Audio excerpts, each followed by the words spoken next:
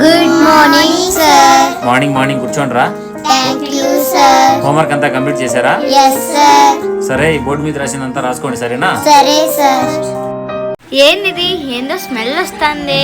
అవునక్క, నాకు కూడా వస్తుంది. దాని నుంచి ఏమో స్మెల్ వస్తుంది, జరుక్కోవే. సరే పిల్లలు, లంచ్ టైం అయింది, అందరూ అన్నం తినేసరండి.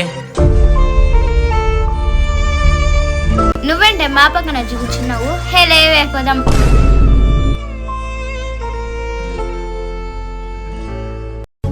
ఓయ్ ప్రీతి, ఇలారా. ఏంటి అప్పుడే తినేసావా? తినేసిన సార్.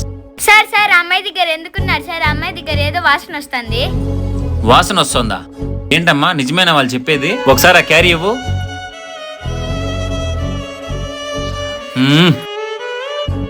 ఏంటమ్మా ఇది ఇంత వాసన వస్తుంది? ఎప్పటిది అన్నాం? 2 రోజుల ముందు సార్. 2 రోజుల ముందుదా?